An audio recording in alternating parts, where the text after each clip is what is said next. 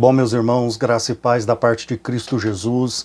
Estamos aqui uma vez mais com o privilégio, com a oportunidade de poder refletir e meditar na palavra de Deus. Seja muito bem-vindo ao nosso canal. Sou o pastor Danilo de Paula, e a partir desse momento estaremos refletindo na palavra do Senhor, como sempre temos feito em nossos vídeos. Que Deus possa abençoar a sua vida, você que está passando por esse vídeo, E desde já a gente pede aí o seu apoio quanto a estar se inscrevendo em nosso canal e também compartilhando os nossos vídeos, E que em tudo o nome do Senhor possa ser glorificado em sua vida.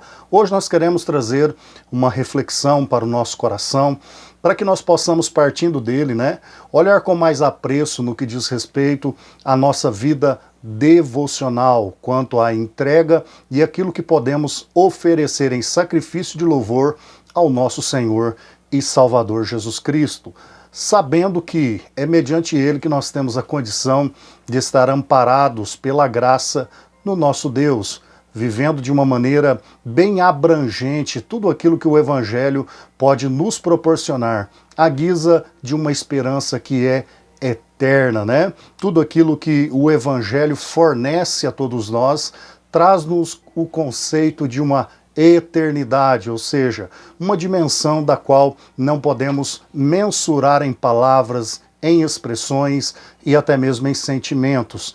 Tudo isso é cabível à margem de uma graça, de um amor, de uma comunhão que transcende todo o entendimento humano, uma vez que habita em nosso coração, mediante o Espírito Santo do Senhor, a paz que excede e transcende todo entendimento.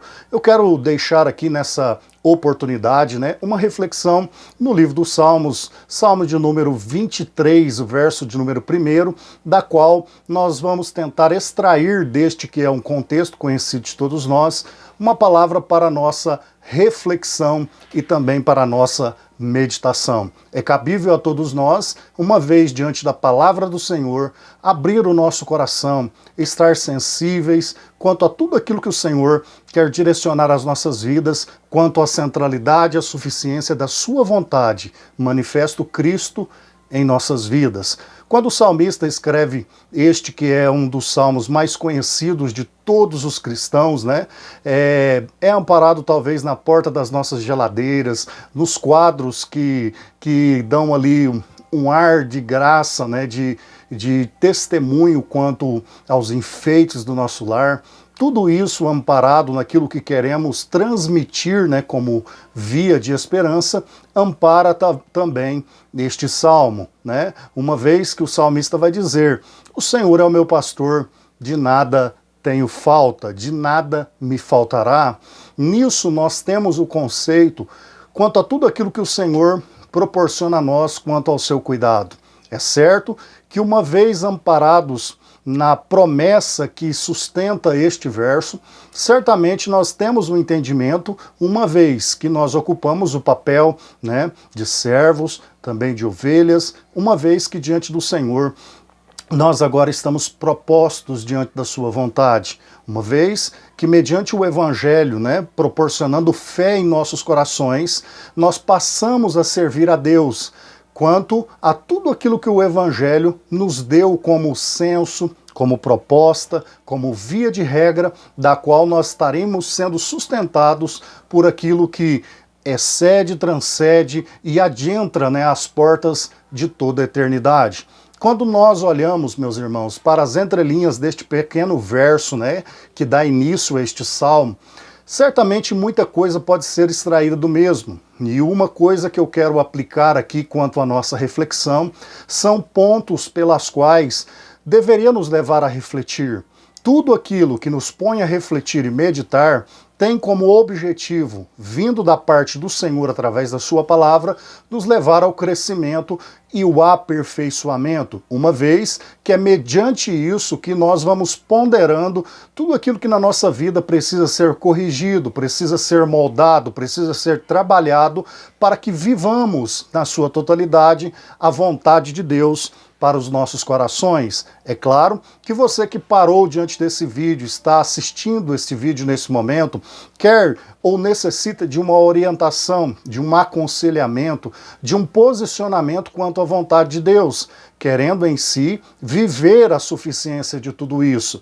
Por vezes, buscamos no assim diz o Senhor e não paramos para refletir no que diz respeito no assim diz as Escrituras, do entendimento de que Deus fala mediante a sua palavra e no conceito da palavra aplicada a nós, todos nós seremos transformados à excelência da vontade de Deus, manifestando o caráter de Cristo em sua expressão no nosso caráter, fazendo-nos nascer de novo, ter uma mente segundo a mente de Cristo, e tudo isso brotando em nós, manifestando em si aquilo que podemos intitular como o fruto do Espírito, ou seja, o caráter de Jesus Cristo manifesto aos nossos corações. E a guisa introdutória é que nós devemos olhar para um versículo como esse, não meramente como algo que vai agora talvez trazer uma beleza em si fisicamente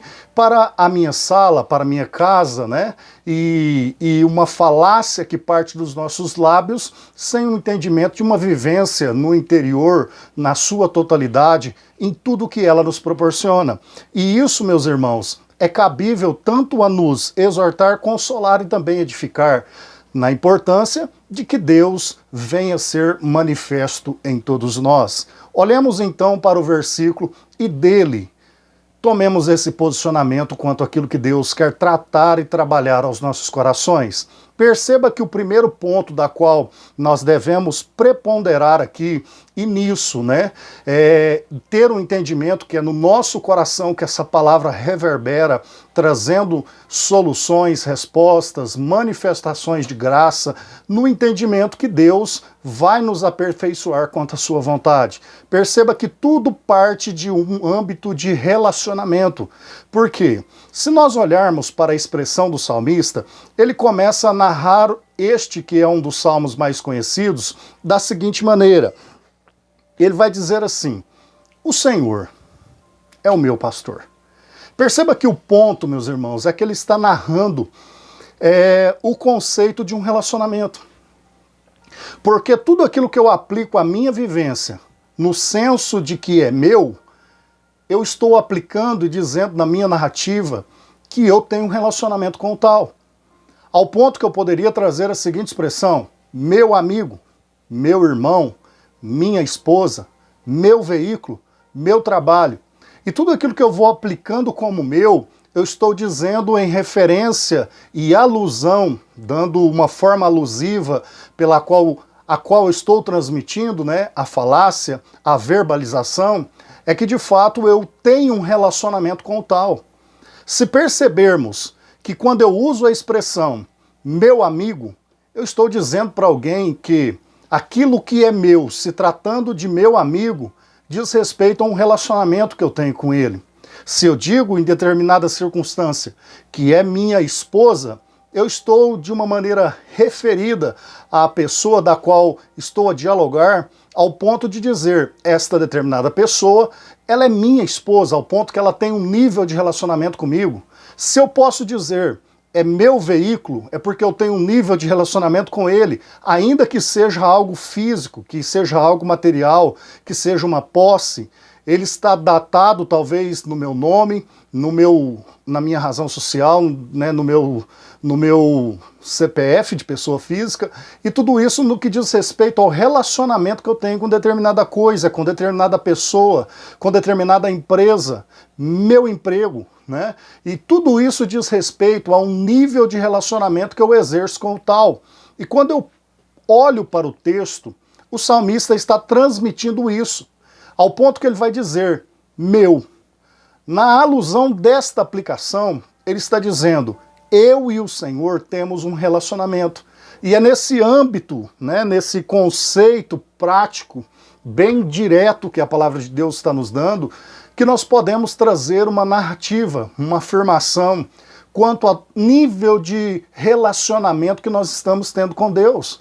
Porque parte de tudo isso, o conceito de aplicar o sentido de meu.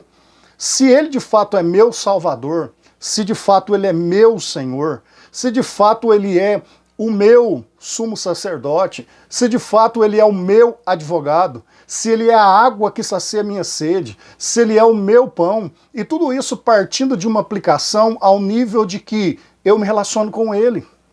Eu trago a ele, né, o fato de que eu e ele vivemos uma reciprocidade no âmbito de servir e ser servido. Todo esse trabalho, meus irmãos, diz respeito ao conceito que devemos aplicar no que diz respeito à vida cristã. Porque, por vezes, o nosso nível de relacionamento com Deus está em tão baixo nível que podemos afirmar: Ele é meu uma vez por semana, Ele é meu apenas 15 minutos por dia, Ele é meu uma vez por mês.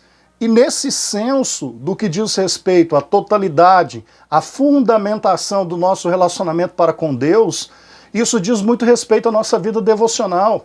E quando nós trabalhamos essa ideia na vida cristã, nós não estamos falando de mecanismos, de coisas automáticas, mas sim pelo fervor pela qual nós nos damos ao Senhor e nos relacionamos com Ele diariamente, ao ponto que nós precisamos ponderar em nossa vida o que de fato está sendo entregue ao Senhor no senso de nossa totalidade.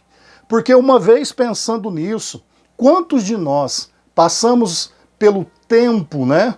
E no que diz respeito a uma fé que vai agora se desgastando, nós passamos como que a servir a Deus de uma maneira tão automática que só o que nos resta nós aplicamos ao Senhor. Aplicamos a Ele o que resta dos nossos dias, o que resta dos nossos sonhos, o que resta dos nossos sentimentos, o que resta da nossa família. E às vezes o que levamos à presença de Deus a um nível de relacionamento são pedaços de uma vida estraçalhada, de uma vida triste, machucada, e por vezes a nossa vida poderia estar inteira no âmbito de um relacionamento para com Deus. Se olharmos para o relacionamento que todos os heróis da fé, até mesmo no senso do que o escritor aos Hebreus vai transmitir, ali no capítulo 11, ou se mesmo olharmos para os anais da história, no que diz respeito à igreja primitiva, os homens que ponderaram, que pisaram por essa terra, anunciando o evangelho, foram um diferencial, anunciando o evangelho do Senhor, tudo pautado em uma vida de relacionamento, uma vida de devoção, uma vida da qual eu não consigo mais viver simplesmente ou meramente refém dos meus próprios desejos, da minha própria cobiça, da minha própria vontade. Tudo isso diz respeito ao relacionamento, porque nós trabalhamos o senso de um matrimônio, marido e mulher, sobrevive na base que é o relacionamento. Nós falamos de amizade, uma amizade ela é sadia na base do que diz respeito a um relacionamento. E tudo isso vai sendo saudável à medida que nós nos relacionamos com tal. Quanto mais você se relaciona com a sua esposa, quanto mais sadio será esta relação. Quanto mais você se relaciona com seu amigo, quanto mais partirá de algo saudável para nutrir essa unidade de amizade. Mas quando falamos do Senhor, por vezes, quando tudo dá errado, é que a gente pensa em uma entrega. E por vezes o que temos a entregar em um relacionamento para com Deus são os nossos problemas. Não mais a nossa gratidão, não mais a nossa sinceridade, não mais o nosso tudo. E por assim ser, quantos de nós estamos distanciando desse relacionamento? Ao ponto, meus irmãos, que nós atravessamos dias, meses, anos, sem o mero sentido do que é a presença, a essência gloriosa de Deus em nossas vidas. Isso, meus irmãos, deveria ser algo que diz respeito a muita reflexão na nossa vida. Porque por vezes estamos tão atrelados ao consumismo que já não sabemos mais o que é viver um nível de relacionamento. Palavras como jejum, palavras como oração, palavras como sacrifício de adoração já têm sido escassas em nossa vida. Não conseguimos mais, nem ao menos, sacrificar um café da manhã, sacrificar talvez algo que diz respeito ao relacionamento de entrega para com Deus. Porque ao ponto que eu digo não para aquilo que eu gosto, é o nível pela qual eu consigo me dar ao Senhor. Não é simplesmente falar daquilo que, no âmbito teológico e doutrinário, fala do santo mandamento, sua quebra, errar o alvo, ou seja, um pecado. Mas por vezes é uma devoção a Deus, ao nível não do que Ele pode dar a nós, mas do ponto pela qual nós possamos nos dar a Ele. E é nisso, meus irmãos, que a igreja precisa estar mais atrelada. Porque é nesse nível intenso de relacionamento que nós vamos propondo uma entrega diante de Deus. Por sua fidelidade, por sua graça, pelo seu amor, pela proporção do seu cuidado. Nós nos sacrificamos em adoração ao Senhor. Não para uma barganha, não para sensos de mérito próprio, alcance de fundamentação na vontade própria, mas tudo delegada ao único que é digno de toda honra e de toda glória, que é o nosso Senhor. Partindo disso, é o ponto que eu e você podemos trazer tal afirmação: Ele é meu, porque eu tenho um relacionamento com Ele. Porque às vezes nós estamos narrando isso, na verbalização das nossas palavras tem saído esta expressão, mas na frutificação de nossas obras, de nossa conduta, não se há uma aplicação que converge na pessoa de Cristo no que diz respeito a ir a Deus em uma total entrega, em uma total devoção, em um nível de relacionamento que possa ser intenso, quando a qual eu tenho tudo de Deus, Deus tem tudo de mim.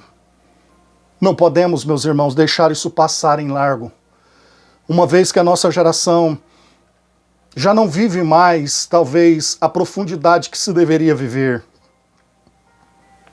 E de nada, meus irmãos, compensa delegarmos, buscarmos respostas numa omissão do que diz respeito a assumir a nossa falha, traçar para todos nós uma conversão que nos leve de volta à suficiência da vontade de Deus, em que Cristo nos conceda a mediação pelo Espírito Santo intercedendo por nós, adentrarmos a gloriosa presença do Senhor.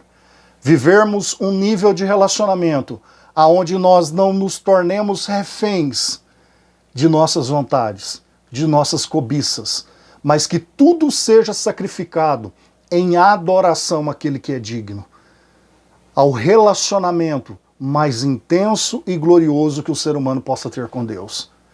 Porque é partindo de um nível de relacionamento que o salmista vai dizer o segundo ponto desse verso. Porque ele vai dizer: o Senhor é meu pastor. Se eu tenho uma bênção manifesta em um relacionamento, eu tenho uma bênção manifesta em uma segurança. Porque quando eu me relaciono com Deus, ao ponto que Ele se torna meu pastor, eu tenho uma segurança vinda de uma vida de relacionamento com o próprio, de que eu estou seguro na mão de um bom pastor. Porque só vive intensamente o cuidado desse pastor quando nós nos relacionamos com ele. Quando nós trazemos ele à centralidade da nossa vida. Quando Jesus ocupa aquilo que diz respeito ao centro da minha família, da minha casa, do meu lar, dos meus negócios, do meu empreendimento, dos meus sonhos. Perceba, meus irmãos, que quando Jesus, através da revelação ao Apocalipse, né, que ele dá a João, ali na ilha de Patmos, no que diz respeito à expressão que agora ele está escrevendo às 7 igrejas da Ásia Menor, nós vamos ter um entendimento da igreja que Jesus está dizendo: eis que estou à porta e bato. Se alguém ouvir a minha voz, aí eu entrarei, cearei com ele e ele ceará comigo. Perceba, irmãos, que Jesus está escrevendo através do apóstolo João a uma igreja que está com a porta fechada, e Jesus agora está do lado de fora. E a pergunta cabível para as nossas vidas é: que segurança existe na nossa vida ausentes como ovelha de um pastor? Porque não adianta fundamentar a sua vida no meu ministério pastoral, ou seja, no meu episcopo, no meu bispado. Porque no que diz respeito a isso, eu posso trabalhar um ensinamento, posso trabalhar ali talvez um discipulado, levando você ao sacerdócio maior. Você é um discípulo de Cristo e não de determinado líder religioso. E quando parte desse pressuposto de que você não está seguindo uma placa, que você não está seguindo uma religião, que você está seguindo o único caminho, verdade e vida, que é Cristo, o único mediador entre Deus e o homem, que é Cristo, é esse entendimento que você parte de que você tem uma segurança. Porque o que garante vida eterna não é você pertencer a um hall de membros, não é você ir à igreja, é você ser a igreja. E como eu sou a igreja, se eu não me relaciono com aquele que é o dono da igreja, com aquele que é o edificador da igreja, com aquele que é o dono da igreja, com aquele que é o protetor da igreja, como ele diz a Pedro, como, meus irmãos, exercer a suficiência de uma justificação, sendo que só não há condenação para aqueles que estão em Cristo? Quem intentará acusação contra os eleitos de Deus é Deus que os justifica. Se nós partirmos do entendimento que a segurança da vida cristã está em Cristo, qual seria a eficácia de se ausentar de Cristo? Porque por vezes as pessoas se atrelam tanto em estar na casa, ausentes da presença de Deus. Porque tudo parte de um relacionamento, irmãos. E às vezes nós estamos tão automatizados no que diz respeito a ir em mais um culto, voltar para casa, a vida no piloto automático, tudo na mesma rotina, nada sai daquilo, e ano vem ano, vai ano, passa dia, passa meses e nada muda. Sendo que por vezes eu estou sendo apacentado. Existe o supremo pastor das nossas almas que apacenta as nossas vidas. E se nesse apacentar de Jesus sobre nós não existe um nível intenso de relacionamento com Ele, como eu posso me referir a Ele como meu pastor? Porque se Ele é o meu pastor, existem momentos que, como meu pastor, Ele vai trabalhar aperfeiçoando em mim a sua vontade, a sua conduta, a sua salva-guia, manifestando por vezes em nós o seu caráter, ao ponto que nós vamos nos modelando a Ele.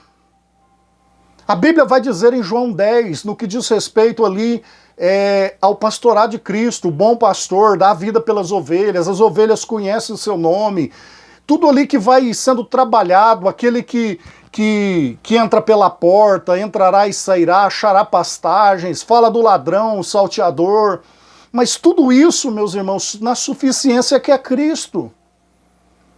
E se eu não me relaciono com Cristo ao ponto de entender a ação de tudo isso em mim, como Ele é meu pastor? Como eu posso partir de um âmbito da qual eu me relaciono com Ele, ao ponto que Ele me guia, Ele trabalha em mim sua vontade, Ele me conduz às águas tranquilas. Tudo isso parte da segurança de se estar em Cristo. Irmãos, entenda uma coisa. E quando eu digo isso aqui é com muito respeito, tremor e temor. Mas quantos estão dentro da religião? Nasceram talvez dentro de uma igreja, mas nunca tiveram um encontro real com Jesus. Não sabem o que é novo nascimento. Se modelaram a usos e costumes. Nunca tiveram um coração transformado. São avarentos, sonegadores, mentirosos, defamadores, desonram pais e mães, maldizem daquilo que é santo, tocam naquilo que não deveriam tocar, assistem aquilo que não deveria ser assistido, disseminam aquilo que não deveria ser disseminado, não amam, não perdoam. Mas detalhe, se veste como crente, tem Bíblia de crente, coloca até uma gravata, né, para dizer que é crente. E atrás dessas máscaras não existe um relacionamento genuíno, da qual Paulo vai dizer que sentia dores ao ponto que Cristo fosse gerado.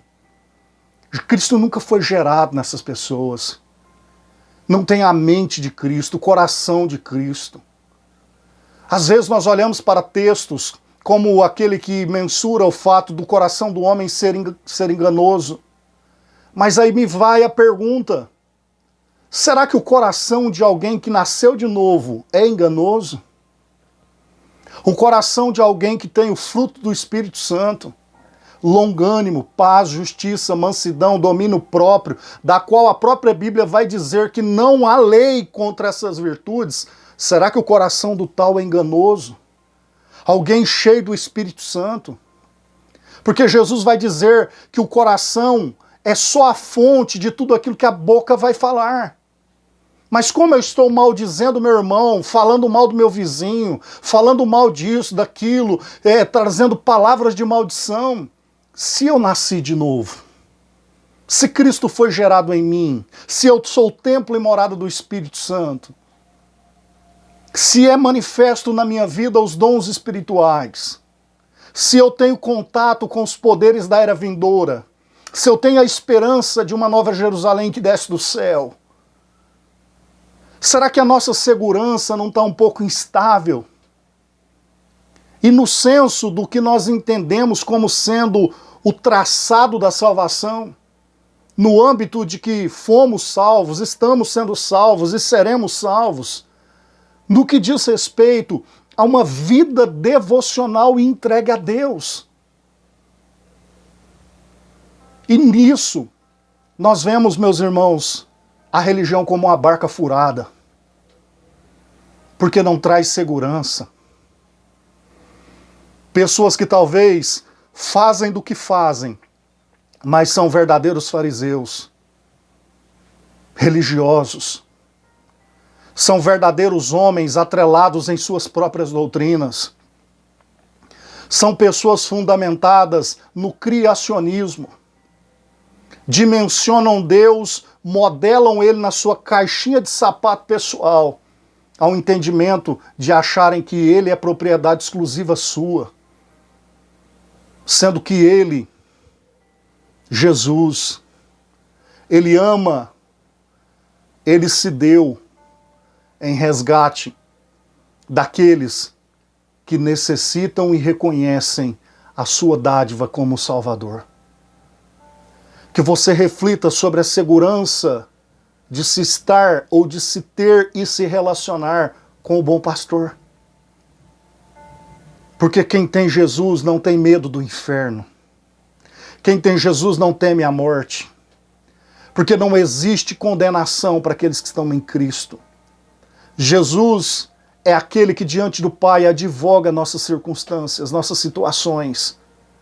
É a Ele que diante das suas pisaduras nos trouxe cura física, espiritual, transformou o nosso caráter, manifestando a sua justiça no que diz respeito ao salário que é a morte. E seja de uma maneira física, seja de uma maneira espiritual, seja de uma maneira eterna, Jesus veio para nos dar vida e vida com abundância. Eu sempre gosto de dizer e mensurar aos meus companheiros de comunidade: desistam de tudo.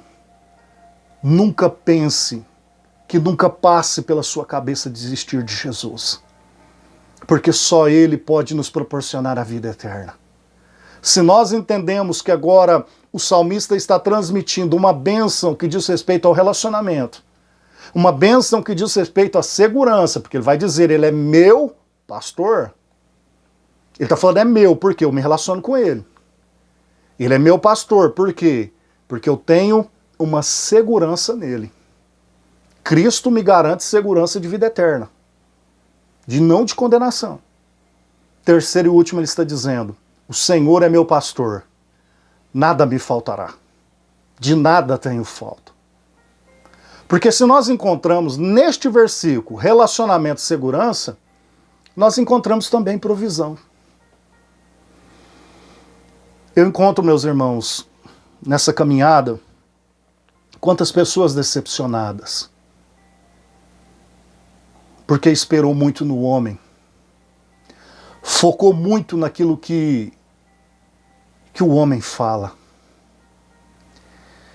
E não é difícil você ir longe para encontrar os frustrados com a religião, os decepcionados com a igreja.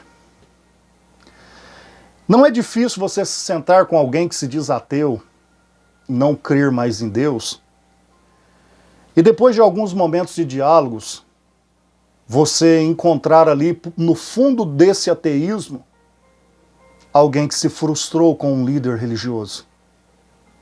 Alguém que se frustrou por se estar no meio de alguém que não manifestou o caráter de Jesus a si mesmo.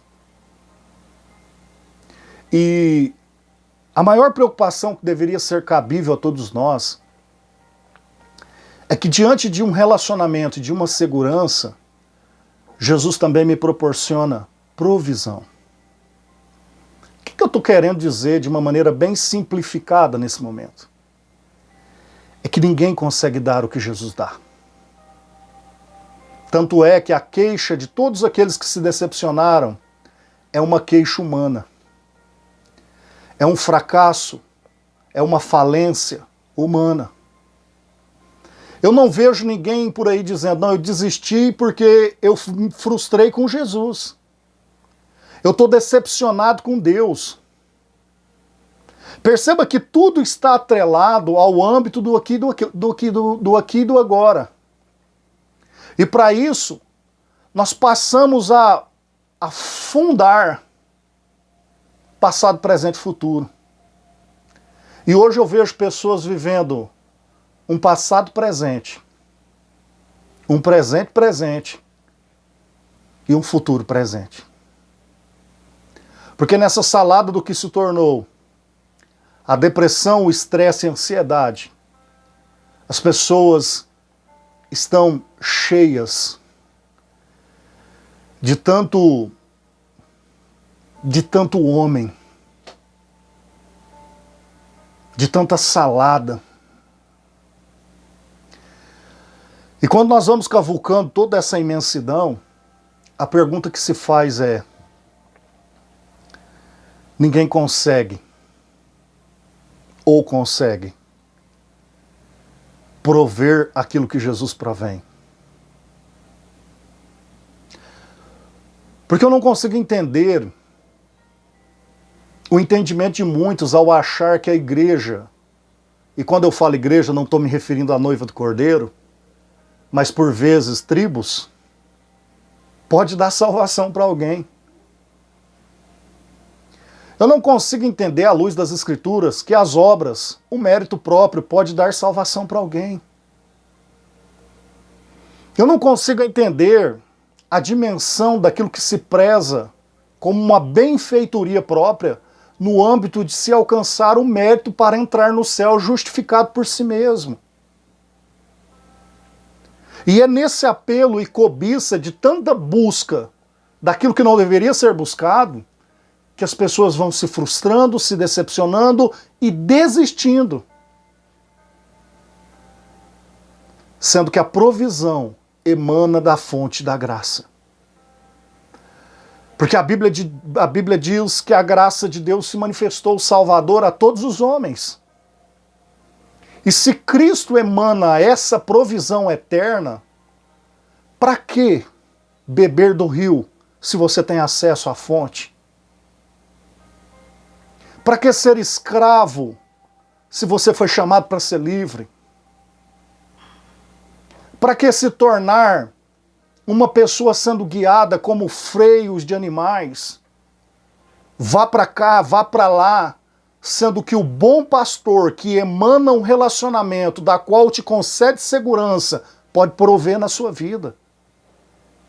Sabe o que eu estou querendo te dizer? É que de nada vai adiantar você pôr uma cruz nas suas costas e andar não sei quantos quilômetros para pagar uma penitência. Não adianta você se dizer um protestante e ficar aí na bancada dos sacrilégios gospel. sendo que o único que emana provisão para a nossa vida é Jesus. E ele emana pela fonte da graça e não pela oportunidade meritória que o ser humano possa alcançar de si mesmo. A única coisa que Jesus quer é que nós o relacionemos com ele, ao ponto que nós vamos nos apoderar da segurança que ele nos dá e receber da provisão que ele nos fornece. Às vezes nós ficamos intrigados, porque Jesus diz: aquele que crê em mim, ele não irá perecer. Mas quantos dizem que crê em Deus e sua família está perecendo? Eu creio em Deus e meus filhos estão na boca de fumo. Eu creio em Deus, mas meu casamento está falido. Sendo que são princípios e valores defendidos à luz da sã doutrina. Deus preza pelo lar. Deus preza pelo casamento. Deus preza pela unidade do casal. E se tudo isso está indo pelo ralo, do que vale a minha crença fundamentada em um relacionamento, uma segurança e uma provisão do bom pastor?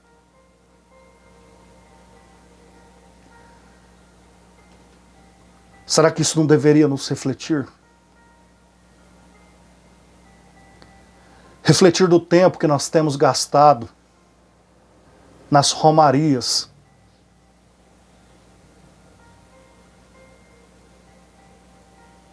os valores que nós temos investidos nos fundos religiosos. E o lugar mais alto que o ser humano possa ir, que é aos pés de Cristo, já não é mais visitado. Eu sei que tem pessoas que estão ouvindo, assistindo esse vídeo, que vão refletir sobre a necessidade de uma busca a Cristo. De aumentarmos o nível e o calor da nossa devoção. E não ir à igreja para ser cheio.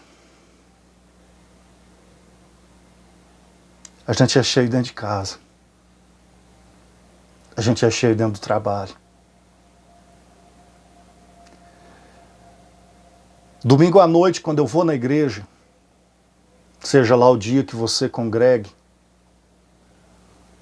é meramente o dia que eu vou comungar tudo aquilo que eu prezo como esperança, como base doutrinária, no que diz respeito à unidade do corpo de Cristo e meus irmãos. Mas nada daquilo valerá se a vida dentro da sua casa não mudar. Se você continuar sendo esse funcionário que você é. Esse cidadão que você é. Quantas omissões por causa da jogatina, dos vícios, o avanço da pornografia, das bancas, os lares sendo desfeitos, a promiscuidade, a libertinagem. E no final nós ainda dizemos que o Brasil está sendo uma nação evangélica.